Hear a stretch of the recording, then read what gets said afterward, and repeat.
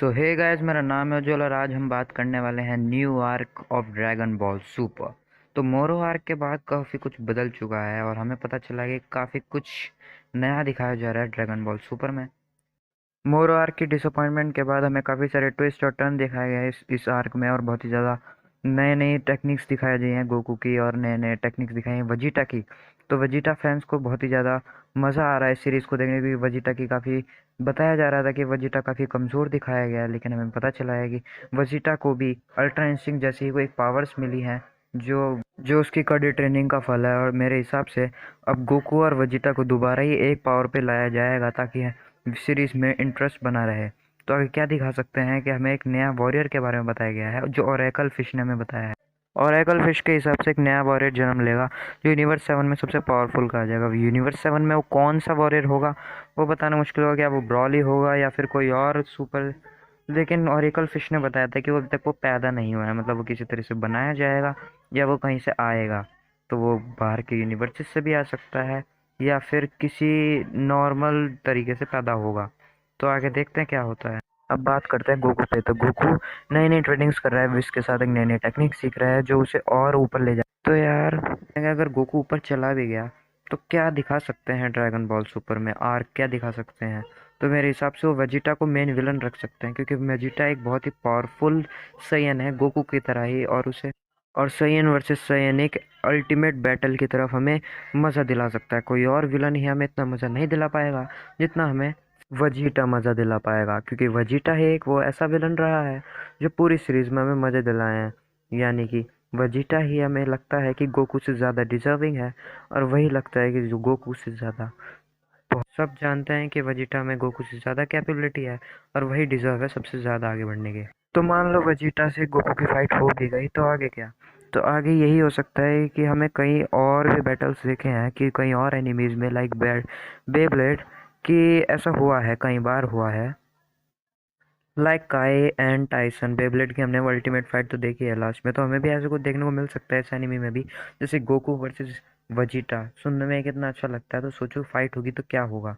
तो उसमें उसका रीज़न कोई और विलन बन सकता है जिसकी वजह से फाइट हो जाए और उन्हें करनी ही पड़े फाइट, और जो देखने में अमेजिंग होगा, जिसे देखने में हम सबको मज़ा आएगा। लेकिन फिर भी अगर हम ये फाइट करा भी दें तो फिर उसके बाद उनके रिलेशनशिप पे क्या इफेक्ट पड़ेगा। तो रिलेशनशिप पे तो काफ़ी बड़ा इफेक्ट पड़ेगा, जैसे कि फैमिलीज फैमिलीज एक बहुत बड़ा मैटर है जिसकी वजह से गोकू हमेशा सफ़र किया है, क्योंकि सफ़र इसी की वजह से गोकू की फैमिलीज पर भी काफ़ी इफेक्ट पड़ा है।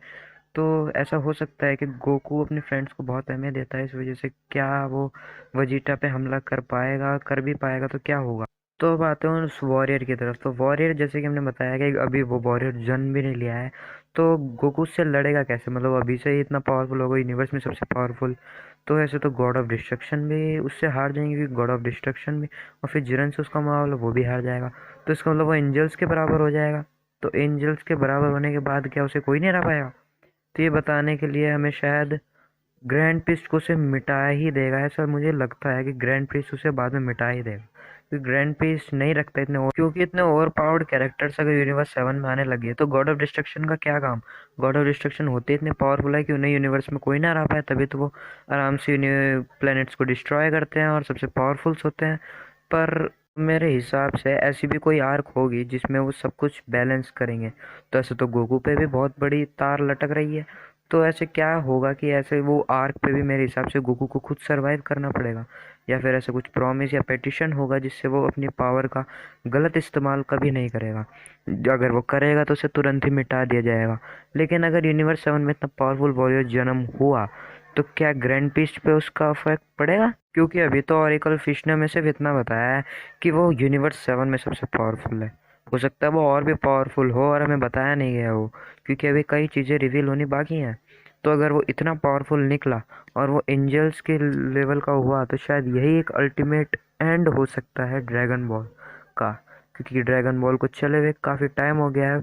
भले ही एक इतनी पॉपुलर सीरीज़ है कि इसे बैन होते ही फैंस के दिल धड़क जाएंगे और वो नहीं चाहेंगे कि ये बैन हो, और क्रिएटर्स भी नहीं चाहेंगे, लेकिन इसके चांसेस हैं, क्योंकि हर चीज़ का एक एंड होता है। आप कितने साल तक एक चीज़ को चलाएंगे, कभी ना कभी तो उसे ख़त्म करना ही पड़ेगा।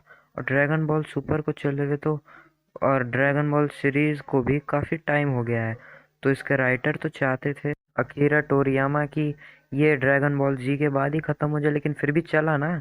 क्योंकि वो इसलिए चला क्योंकि वो कि फैंस ये चाहते थे, फैंस के भरोसे ही ये इंडस्ट्री चल रही है, उसकी वजह से और चल। लेकिन अगर फैंस और चाहेंगे तो ये सीरीज़ शायद आगे आ भी सकती है, लेकिन शायद क्रिएटर्स कोई नई सीरीज़ ले आए इसके बदले और इसे जाने दें, क्योंकि ऐसा कई बार होता है।